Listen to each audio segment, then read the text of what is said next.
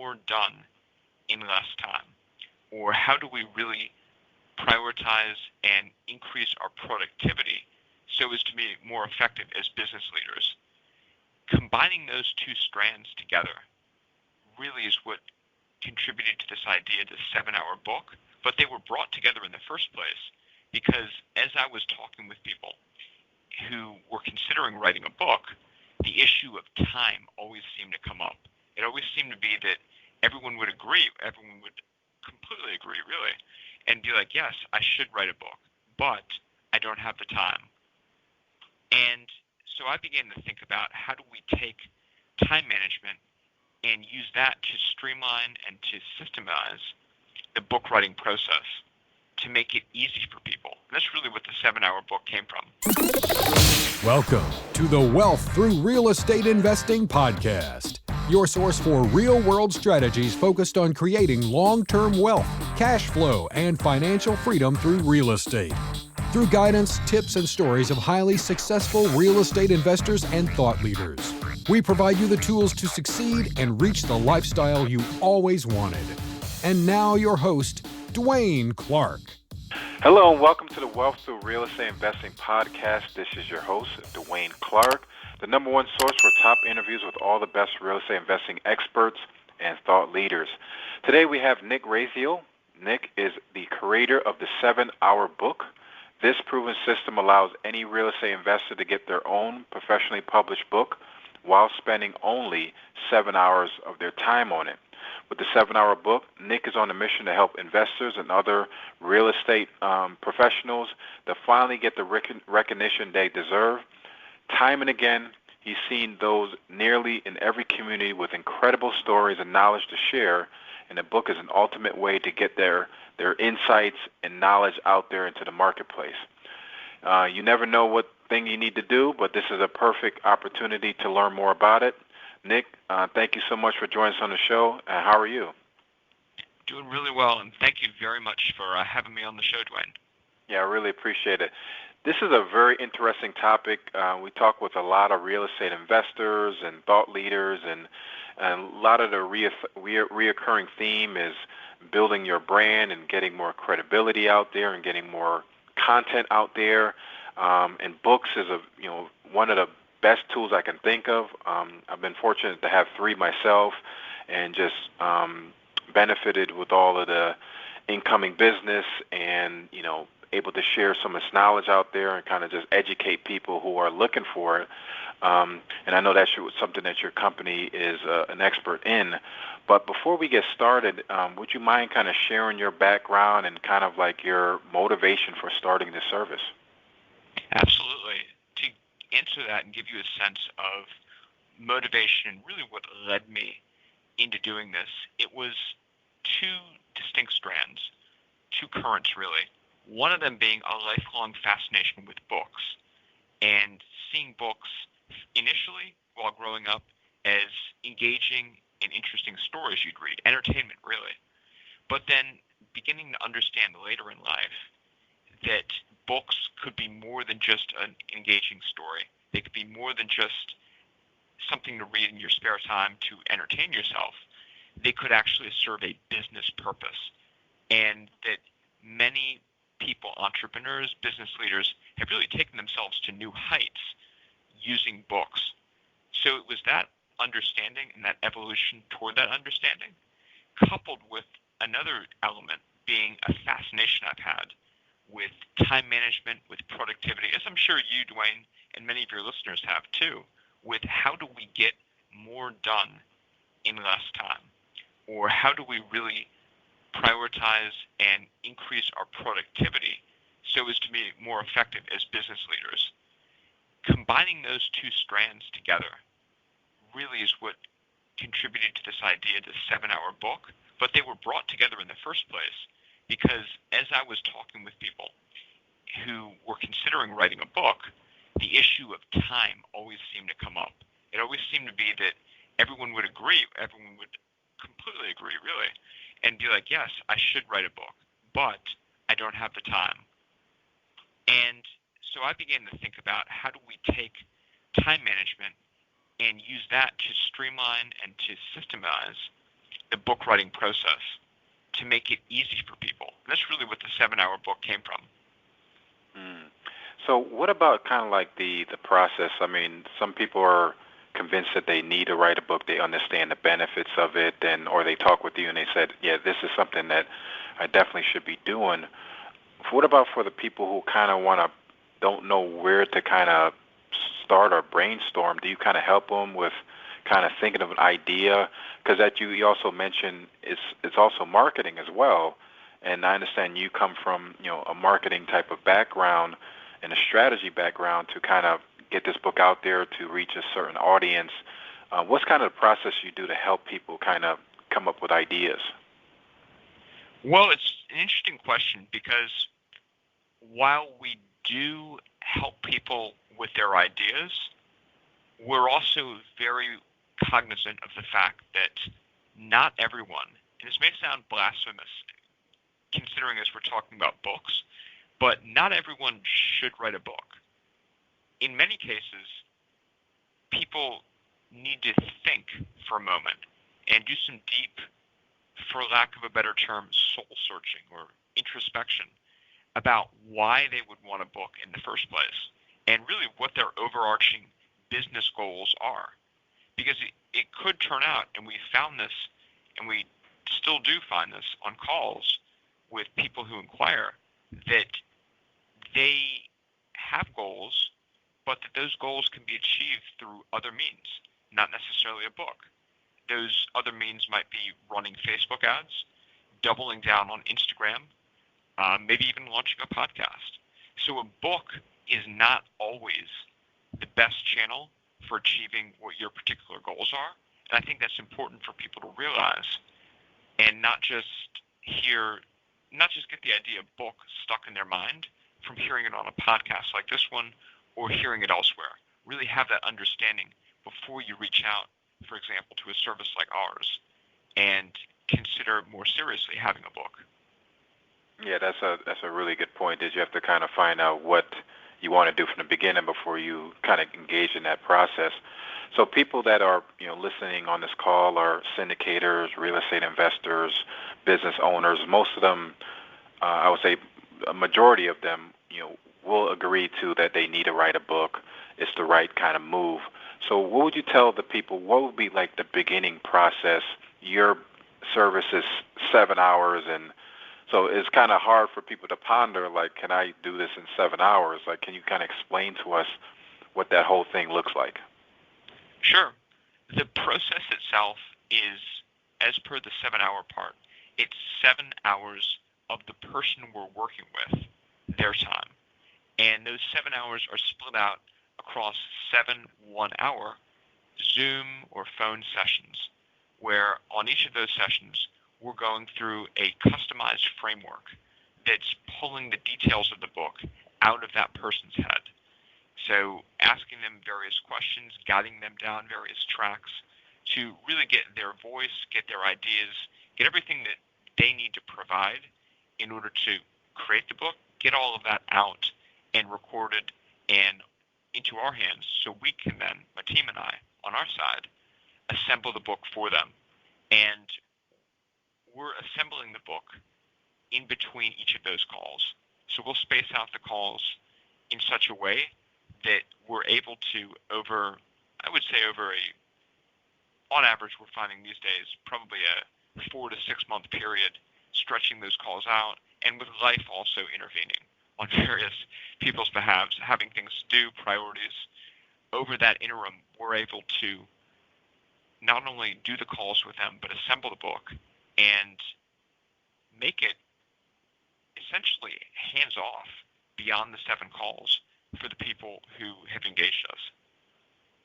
Yeah, that's awesome because I'm thinking back when I was putting together my manuscript on how many hours and back and forth it went. If I knew of your service, you would have been definitely a phone call I would have made. Do you help as far as like you just put the manuscript together and then you say, here, take it and then go to like CreateSpace or any other service and then get it published and ready for print, or do you guys go through like the whole process with them? Because I understand this process is still kind of like an educational thing for many people who haven't done it before. So they're like, okay, I have a book now. What do I do next? Do you help them with that process as well? We do, absolutely, because we are of the mindset that it's not just about the text in the book. While that is very important, and while of course you can't have a book unless there's something in there, unless you're putting out like a modern art book where there's nothing on each page. But we're not doing those sort of books. And yeah, it has to be something in the book, but that can't be the end of it, because otherwise it will likely require more time on the investor's part or more time on the client's part, which gets us back to square one, where they're having to take time, think about it, and take away from the other things in their business that they would rather be doing. Right, right. As far as kind of like the, say if the book was 150 pages, how long does it take from they do the 7-hour interview with you, consultant, going back and forth, everyone agree what you need to do, and then you guys go out and kind of do your work? What's kind of a time frame the client would expect to kind of get a finished product? Just to clarify that a little bit, are we talking section by section, or are we talking about the book as a whole? Yeah, the whole project as a whole. I know like it depends on like how much pages and how much work it may be involved, but is there kind of like an average, like someone can expect maybe like 4 weeks, 8 weeks, and do you kind of have an idea? Yeah, with what we found with life and circumstances and everything that happens on the client side, along with us working and really trying to make it as great as we can for each individual client, we found that the sweet spot for that tends to be right now around 4 to 6 months, scheduling the calls in and getting everything turned out. That's fair enough. I think that's pretty good, and considering you guys doing the work and they're able to kind of run their business, do their thing, and then have kind of an anticipation of the book coming out. As far as like now that the project is complete, it's ready for print, we're ready to kind of get it out there. Do you kind of help them or give them ideas on how to market it, how to get it out there? Because I know you have the book, but then it's not, how do you get into the right reader's hands? Absolutely, and that also, as with helping in creating the published form of the book, that marketing consideration is at the forefront of our minds as the book is being created. And it really is something, I would say, that separates our 7-hour book service from, say, just a regular ghostwriter you might find. Because people of that stripe tend to be much more focused on making something sound witty, making it sound cute, maybe bringing a smile to the reader's face, which there's nothing wrong with that. But if you're looking at it solely from that background and solely from, and I'm going to pick on them for a moment, that English major or English teacher background, as opposed to looking at it through a marketer's eyes, the book is probably not going to achieve nearly the same caliber of results that the client is looking for. So that's a long way of answering your question, Dwaine, to say that yes, 100% we are focused on marketing, and it begins long before the book is actually finished, where we're thinking about how are you going to distribute this, how are you going to get it seen, and how are you as an author going to ensure that, as the saying goes, the tree falls in the forest and no one's around to hear it. That same sort of thing doesn't happen with your book, in that your book comes out and no one knows. Yeah, I think that's very key right there, and that's kind of the main thing that I like about you that we had talked on previous other calls about, that you guys come from a kind of a marketing mindset, that how we're going to get this out to your target audience, because it makes no sense to have a like you said, a cute book, but it's not going to go to the right people, and it's not going to send out the message where you ultimately strive to do in the first place. So that's definitely key to just going to any regular ghostwriter that you can probably just Google search and find tons of them, but you have to find the right one that will fit that particular client's or investor's goal in order to kind of target and reach what they're looking for. That's awesome information. As far as kind of like, I know it could range from the thickness of the book, but is there kind of like like a like an average budget you can see that someone can, like, this is how much this service will cost and how much people look to expect to be paying for this? As you might expect, it does vary from project to project. What I can tell our listeners, though, is that in terms of the investments, we're typically, with our clients, not working with people who are doing anything on the caliber of, say, a presidential candidate's memoir or their election time book. We're going into an election cycle. So when they come out with those books to use on the campaign trail and they pay someone to help them with the book, maybe paying them $100,000, $200,000, this is nowhere near that. This is much more manageable. Awesome. Can you kind of give us maybe some stories of any recent clients or some highlights of any clients that you can think off the top of your head as far as like their whole process? Maybe some of the listeners can kind of connect with those stories. Sure. We've worked with a lot of people, most recently in the multifamily space. And one of them that comes to mind, being respectful of his privacy, is a gentleman doing multifamily deals based out of about the central to southwest United States right now. And in his case, he had a very engaging book that he was writing, and then he engaged us in writing to educate his passive investors for his deals. And he wanted to really take them inside his mind, inside his thought process, so they could understand why they would be in good hands investing with him. And in his particular case, he went all into depth on structures of fees, for example, and of what he looks at in due diligence. And it was a great book. And I would imagine that it's certainly helping to better inform his passive investors and to make them more confident in him. Yeah, I like that. Yeah, that's awesome. Because like I said, majority of the people that's listening on the call are kind of in that same boat, syndicators, real estate investors that's trying to get that message out. And I always like the printed word along with, all the kind of more modern forms of communication. But I love books. It's a huge credibility tool. It's like, the ultimate business card, I would say. So it's like one of those things like, that one of my goals to always have, growing up, I said I definitely got to have some books, and I have, several that are my particular niches that I work in. But moving forward, all of this sounds great. It's a great service, and I want to get your contact information at the end. But I would love to kind of share with the audience a little bit about yourself. I know that you're a huge time management advocate. Can you kind of tell us about maybe your morning routines and things, or some tips that you can share with us that we can learn from? Yeah, I'm happy to do that. In terms of time management, one of the things that I would strongly recommend people do, and I'm not the first person to advocate this, but I think it's still important for people to keep in mind, regardless of who they're hearing it from, is that what gets measured, as Peter Drucker said, gets managed. And time is 100% the same way, in that if you're not measuring, maybe not obsessively, but measuring to some extent, your time and how you spend it, you're really going to have a difficult time managing it.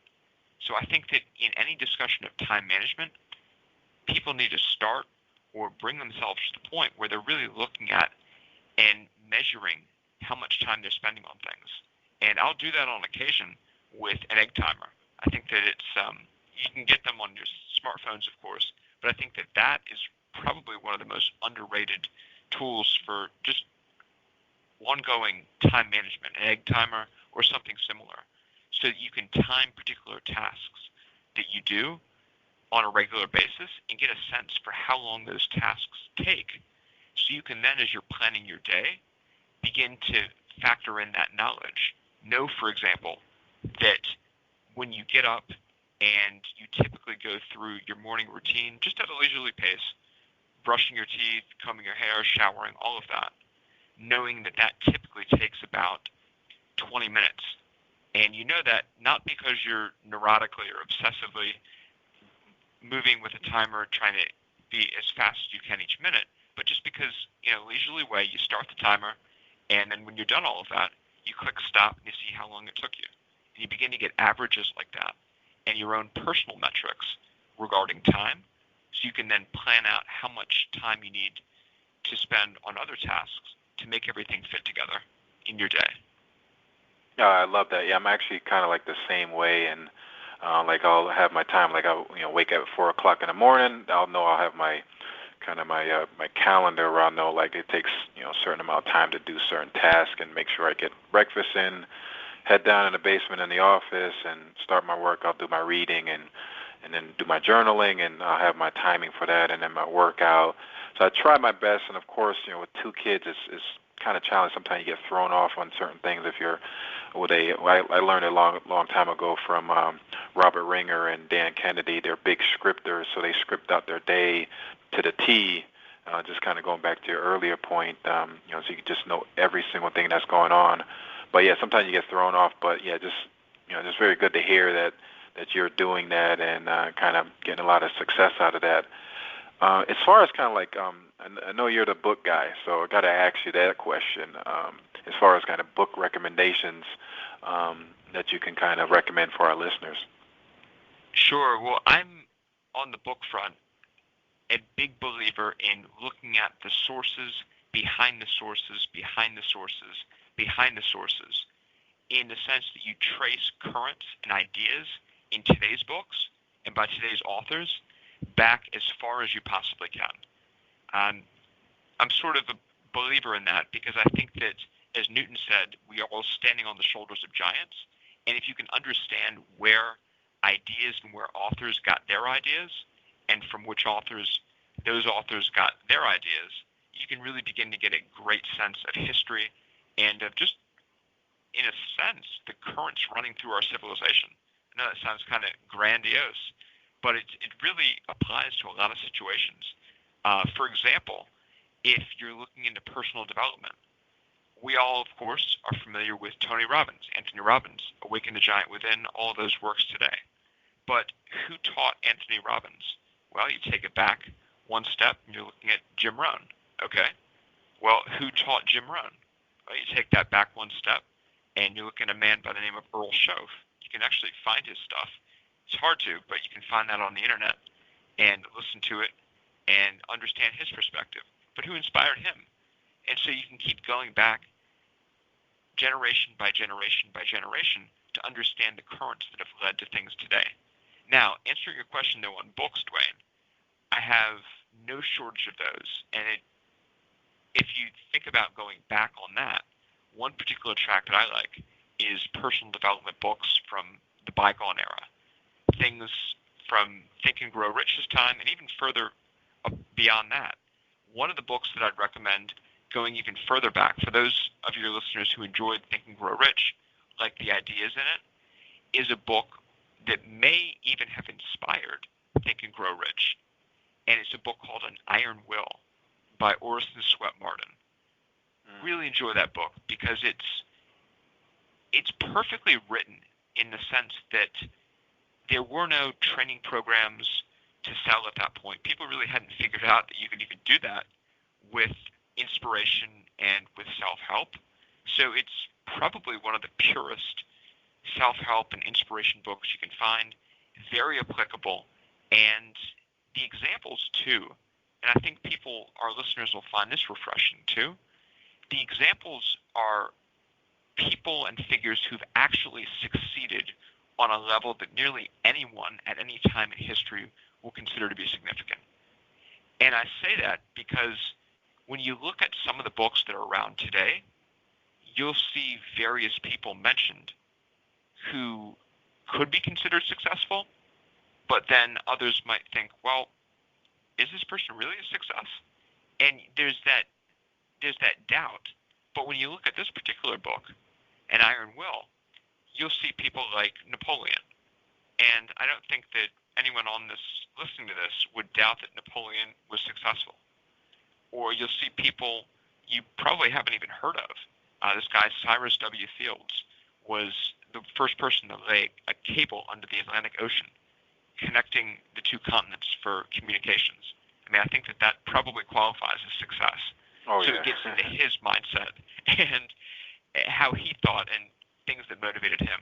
So it's a really great book, and unfortunately, it just seems to have been forgotten over the ages. So that would be one.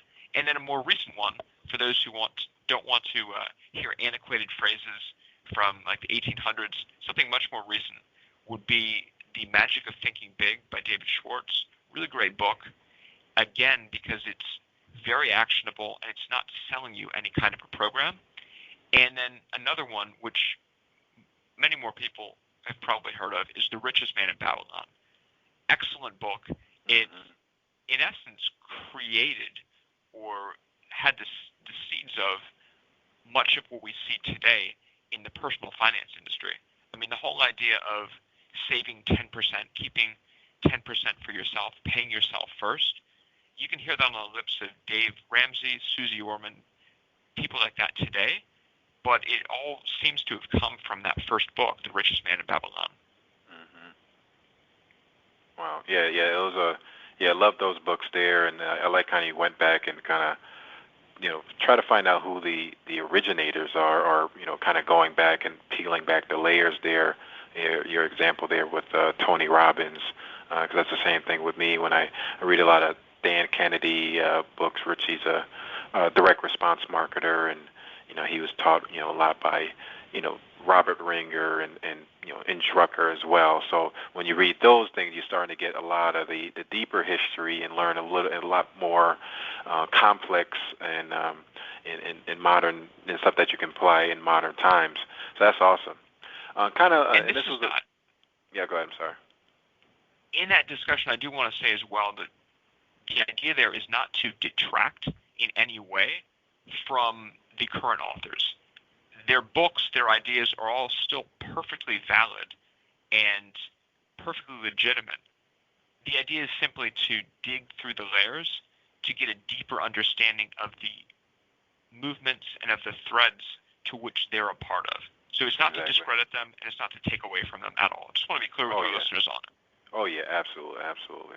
Yeah, Nick, that's awesome. I really appreciate that. We'll make sure to add all those in the show notes, and especially all your tips for, kind of time management and your routines. I think that's going to be very useful. Your service, 7-hour book. If you can kind of just tell us kind of what's kind of the process of someone gets started. Do they go to your website? Do they give you a call? Can you share with us some information? Yeah, well, after they've taken that deep personal look and determined that a book does make sense for them, then what they would do is they would go to our website, contentcore.net, which is spelled CONTENTCORPS.net, contentcore.net. They would go there and the contact form there to get in touch with us. Awesome. And then finally, I always ask all of my guests, because I kind of like, I'm really big into gratitude. So I always want to ask you, what are you most grateful for? I'm grateful for a number of different things. In no particular order, I'm grateful for the people who I've had a chance to interact with over the years, personally and professionally. Grateful for the experiences of working with aspiring authors, helping them to really get their visions out. Grateful, of course, for physical health, physical vitality, and then, of course, just grateful to be on this amazing and interesting planet that we live on, which is constantly changing, situation is constantly evolving, and frankly, if you're of the right mindset, it can never really be boring, because there's just so much out there to look at and to absorb and to think about. Very well said. Awesome. Yeah, I like that a lot, Nick. Thank you so much, Nick. Ladies and gentlemen, for the 7-hour book, his website contentcorps.net, CONTENTCORPS.net. And thank you so much, Nick. It was a pleasure to speak with you again. Look forward to connect with you again in the future, and enjoy the rest of your week. Thank you, Dwaine. It's been a pleasure. All right, take care. Thanks for joining us on this episode of the Wealth Through Real Estate Investing podcast. Don't forget to subscribe and leave us a review on iTunes or the listening platform of your choice. Also, please check us out at DwaineLClarke.com, as well as find us on Facebook for more useful content and resources.